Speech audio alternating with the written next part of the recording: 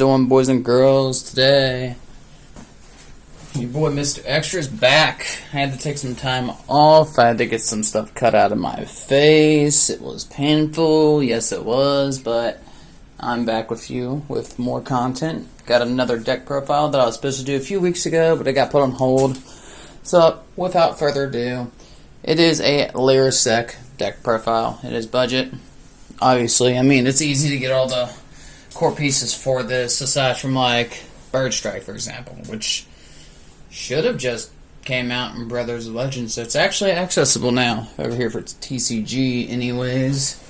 I just have been a little out of the loop because I've been dealing with my own personal stuff, but without further ado, I'm going to go ahead and get started with you today. Alright, so we're going to start off with, like, my favorite thing for this, and I run a certain amount because I have a certain amount, so I'll explain later. So we're going to start off with lyrilusc, Celestine, a Wagtail. You're going to want 3 of these. People usually, or from what I've seen, they're running like, I don't know, 2 minimum. I have 1 right now, so, you know, I make do with the one that I got, right? But this thing is pretty nice. Special summon, add a lyric spell trap card from your deck to your hand. It searches. It's in the graveyard. You can target lyrilusc XYZ monster you control and attach as material, which is pretty awesome. So I only got 1. You want to run 3 if you can. I will end up getting 3, but this is just what I got to work with for right now. Then we're going to go with Barrow Canary. I'm just going to call her Canary. It's so much easier to do that. You're going to want 3 of these. I actually like this engine. It's a very good engine. It's XYZ oriented. You do a lot of shit basically really quickly. It's nice and quick, and then you throw it all into a BP monster, a bunch of protection. Now this thing's pretty cool because if you special summon it from your hand, if it's in your hand, you can target a lyrilusc monster in your graveyard, special summon it, both this card and that card. Also, you cannot special summon monsters from the extra deck for the rest of the turn except XYZ monsters. So, I mean, if you're running all XYZs, that's not going to really be a limitation to you. But for all those people who like to just throw random shit in there like, oh, I'm going to just throw Dragoon, oh, we're going to go with Enforcer because we feel like it needs to be thrown everywhere, you know, yeah. Whichever. You can only use it once per turn. Once per turn to win XYZ monster that was Synchro Summon. Well, I said Synchro Summon. Wow, I fucked that up. That was summoned using this card. It gains effects. It's going to gain 200 attack, but you cannot switch it. So your opponent can't creature swap it, snatch, steal it, I don't know, crack down it. I think nowadays it's going to be more along the lines of like crack down. You can't relinquish it, any of that that interesting and tasty stuff. So you're going to go with a Wobbler. You're going to want 3 of those too. Honestly, there's probably about 5 actual main deck monsters for this deck when it comes to lyrilusc specifically. Just run 3 of each. You're going to fill up most of your deck doing that, and then your spell and traps are really easy. But I'll go over with what I'm running for what I have to work with for right now, which makes it very, very budget, and then what you would need if you could afford it. Like, if you just felt like dropping a bunch of money with your playset of Forbidden Droplets, or, I don't know, whatever your poison is. Now, Turquoise Wobbler, if you control a monster, you can special summon from hand, so it's a free extender. If it's special summon from hand, you can special summon another lyrilusc monster from your hand or graveyard. So it's all day. It's a good opener. It's a good thing to start with in your hand. Very nice turn 1. Just throw it out there, start setting up your board. Because if you can generally protect or keep them from doing anything for your first probably 2 moves of your turn, or to where you can at least get one of your XYZs on the field real quickly, you're going to do a lot of shit. But, you know, you just got to watch out for those nibs. Nibiru is not fun. You don't want to get hit with Nibiru. I got hit with Nibiru recently when I was on a roll with, not this deck, it was a different deck, and it sucked. Anyways, so we're going to move those girls out the way. We're going to go with 3 Sapphire Swallow. Or, yeah, Swallow. Swallow. Control Wing Beast, special summon both this and 1 level 1 Wing Beast monster from your hand, so it's a double extender. You can only use the effect of this once per turn. Once per turn, a win XYZ monster that special summon using this card's material gains this effect. If it's summoned, you can target lyrilusc monster in your graveyard and attach this material. So, XYZ, do an overlay, and then as soon as the XYZ comes up, guess what? You can snatchy one of your old girls from the graveyard, slap it right underneath your old boy. Oh, well, technically in this situation, old girl, and then call it a day, and then gain some little extra bonuses, you know. And lastly, we're going to go with 3 Cobalt Sparrow. Put that one upside down. This card special summon, you can add 1 level 1 winged beast monster from your deck to your hand, so it's a search.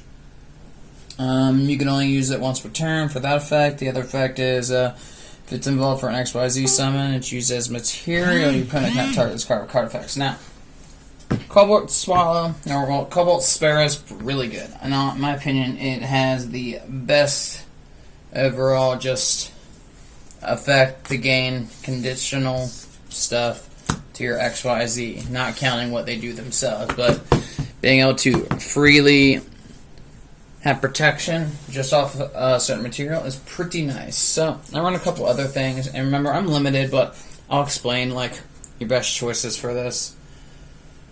I run a DD Crow because it's a 1. It's also a winged beast, and it's DD Crow. Banish something from graveyard. I would run 2, but I mean it's 1. I run 1 Effect Veiler because I am very short on Effect Veilers. If you have the given chance, you should run 3. 3 Effect Veilers all day long, every deck. All day. Every day.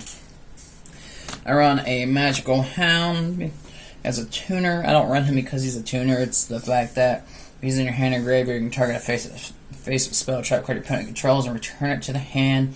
And if you do, special summon this card, and then you can only use it once per duel. Basically, you know. Now the weird thing about it is, not a quick effect though.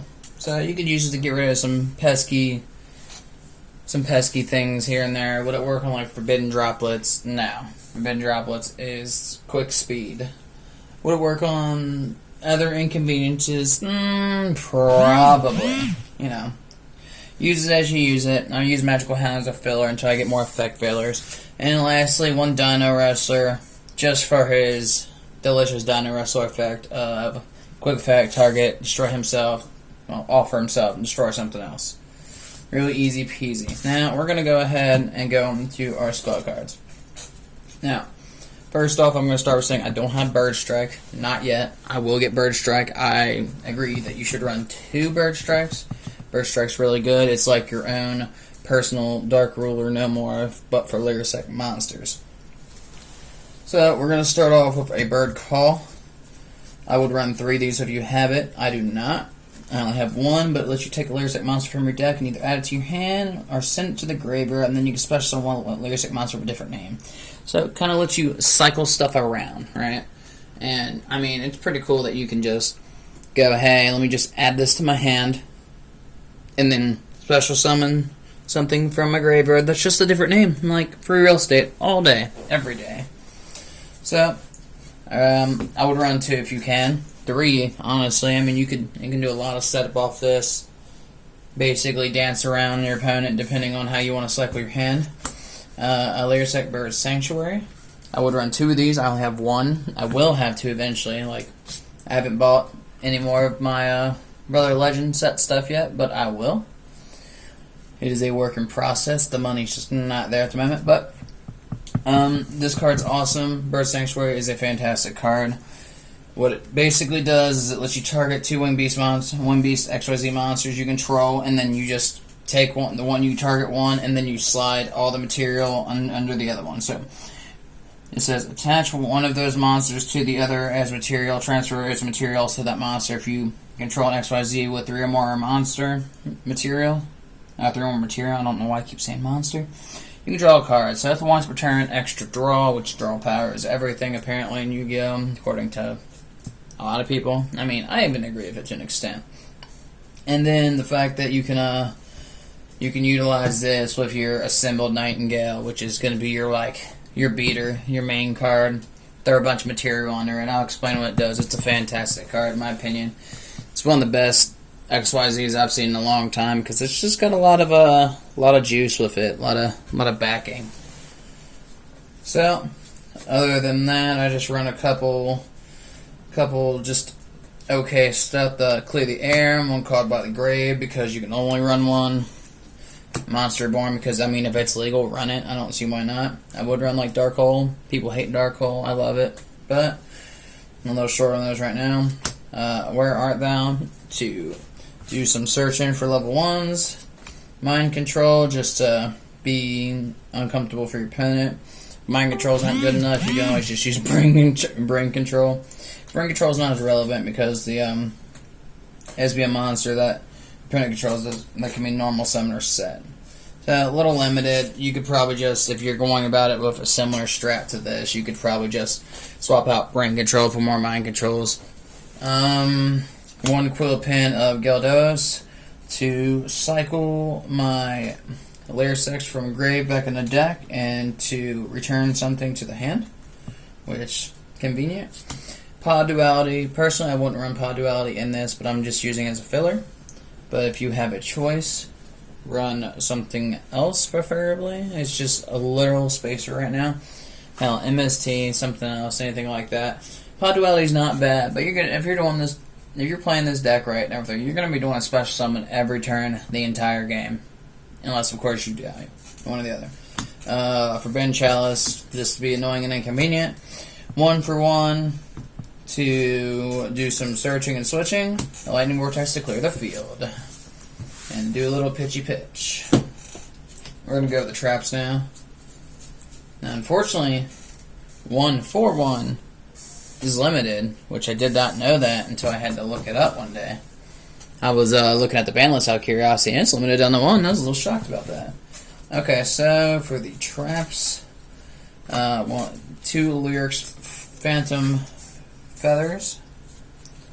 And this is a pretty good card. Target a lyrilusc monster you control. The attack of all your opponent's monsters your opponent currently controls becomes that monster's current attack. Also, their levels and ranks become 1. When an opponent's monster declares an attack on a lyrilusc monster, you can banish this card from your graveyard. Your monster's attack becomes the opponent's monster's attack until the end of the turn. So it's got two uses. It's a pretty decent card. In this situation, I would run this and then 3 copies of Harpy's Featherstorm. I don't have it at the moment, but that is a much better choice in this situation. It will do much more stuff. Start off the turn, dump it down. Your opponent can't use anything for the entire turn when it comes to monster effects. It's very hurtful in this format. But this is what I got to work with right now until my Harpy Featherstorms come in. Okay, so we're going to move on. Well, I actually have 3 of these. My bad. So, sorry. Now, we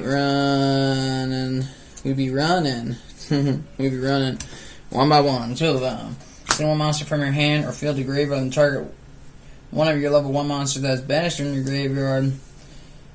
Accept the monster you sent to the graveyard and then add it to your hand. So, it's kind of an old school version of cycling, but it's like a backup choice because a lot of your lyrilusc monsters are specifically Canary is gonna pull from grave and bring it back to field and do a lot of the stuff this trap card does, but by itself. 1 Spirit Wind Art Maybe. Tribute to 1 monster and target 1 card your opponent controls. Then place it on the bottom of the deck. Is targeting? Yes, I get it. I know. Targeting's like the magic word you don't want to hear anymore in this format. But, hey, you gotta do what you gotta do. I run 2 of those. Nice little oomph just to get rid of a beater, for example. If you can't get rid of it yourself. 2 Call of the Haunted, because, I mean, why not? 1 Dimensional Prison to banish. 1 Magic Cylinders, because I just like using Magic Cylinders. I don't really care how people feel about it, personally. It's a nice card. I've won plenty of duels where I set it in the back and they get ready to run their beater in and I strip their effects to where it can be targeted and I hit it with cylinders and kill them. So, before I elaborate the extra deck, I'll elaborate some of the other stuff that, if you're trying to make this not budget, you're trying to make it competitive, some stuff that you would want to run. Harpy's Featherstorm, like I said. Instant Fusion. So you can run the fusion for the lyrilusc. I have the fusion, but I'm not running it right now because I'm waiting on an instant fusion myself. Play set of Forbidden Droplets, assuming you're going for the Brother Legend version, which apparently is 300. But I mean, I guess it just depends on how sweaty you want to be. I mean, you could be one of those people who like to flex the fact that they have all the highest rarities of each card in their deck, so like they try to increase their deck value. So I don't know, it makes them feel like that. I guess that they think they're better than someone else. It's pretty hilarious. Where they're like, "Oh man, my deck is worth like $1,000 because I have $1,000 worth of rarity in my deck." Yeah, cool story, bro. Like, hilarious. Anyways, but Forbidden Droplets, Dark Ruler no more. I mean, you could be like everyone in the last format and just Dragoon or Phoenix Enforcer. Most people like to run this archetype with Tri-Brigade, but personally, why? Like, I mean, I know what Tri-Brigade does. It's very annoying. It's very spammy. This does fine by itself. I personally just don't like Tri-Brigade, just because, like, I feel like their archetype kind of sucks. And, I mean, you can debate me on that all day long. We're not going to have that conversation. I could care less. Anyways, so we're going to elaborate the extra deck. Now, the extra deck's a little all over the place. So we're going to start off with 2 Utopic Futures, just to be really annoying and inconvenient. And if you have the Draco Utopia, you would want to go into him. I currently don't have him, but he is a very, very, very good choice for this deck. I'm going to slide these trap boys out the way. I run a Link Karibo to be inconvenient. I run a Dispatch Paparazzi to also be inconvenient. A Nightmare Unicorn and Nightmare Griffin. Well, Nightmare Phoenix for my little Nightmare package. I would use Cerberus, but I don't have Cerberus right now, and Mermaid is Mermaid's banned, pretty sure. Appaloosa Bow Goddess, if you ever get in that situation, which, I mean, it's rare, but hey, I mean, you gotta do what you gotta do, right? Not everyone is gonna dump hundreds of dollars every 2 weeks in the Yu-Gi-Oh! Just try to get the edge on your opponent the whole time, and then guess what? You go to your locals, you dumped all that money in, and then you still lose to the guy who pulls stuff on boxes. Hilarious, I know. Alright, so we're going to go the actual archetype for it. So, you're going to go with 3 Rectal Starlings. Now, I found out that Rectal Starling is a soft once per turn, so if you just summon multiples of her, like use one, or like get her out, detach her effect, you can target face a card in the field, gain your attack and defense for each material attached to this card. That's not the important thing about this. Once per turn, you can detach one card. Detach one material from this card. Add a level 1 winged beast monster from your deck to your hand. All battle damage you take from battles involving this XYZ summon card is inflicted to your opponent.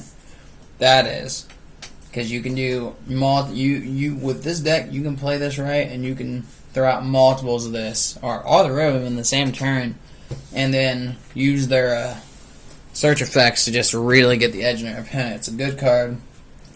It is a fantastic card. Like I said, if you have instant fusion, I would run the fusion for this. The fusion for this is really annoying as well, but this is what I have to work with for right now anyways. I have 1 Promenade Thresh. It is another. It gains 500 attack for each material attached to it. Once per turn, you can detach 1 material from this card and target 1 spell or trap card your opponent controls, shuffle it into the deck, and at the start of the damage step, if another monster you control battles, you can detach any number of materials from this card inside that monster you control gains 300 attack for each detached material. So basically, you can use its effect defensively, but let's be honest here. Your main goal here is XYZ into Rectal Starling, and then go in for the boss. And the boss for this is Assembled Nightingale. Now, this is your main beater if you're running just a pure. You're running like a budget, right? This is your main beater, though. Assembled Nightingale is pretty awesome. It's got a very disgusting effect.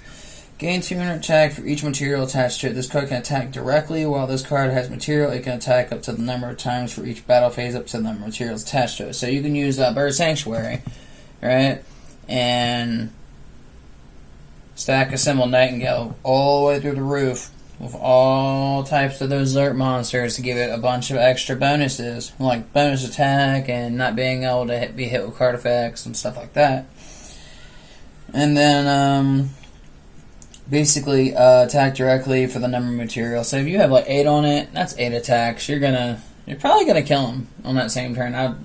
I've play tested this too against a couple buddies, and that's exactly what happened. My buddy went first, I went second, I broke his board, and I climbed into Symbol Nightingale, and I attacked him 8 times and killed him. Just straight up. Quick effect, you can detach one material from this card until the end phase of the turn. Like monsters you control cannot be destroyed by battle. Card effects, also you can take no damage. So it creates its own protection. You would have to strip its effect originally to get rid of it. But like Cobalt Sparrow would save it from getting its effect stripped if it is material, unless it is a Dark Ruler no more, for example. That's one of the few things I can think of offhand. But it gives itself a lot of protection. It's a very awesome little build. I like it. Aside from obviously, Forbidden Droplets, Dragon, and all your other usual staples you're going to see at your locals from the local sweats, whatever you call them. That's just my term. But anyways, this is the deck profile. I hope you enjoyed. Like, comment, and subscribe. I'm sure you guys will see more of me since I finished dealing with my dentist. We'll just say that. I have more time to do this, and I hope you all enjoyed the content, as always.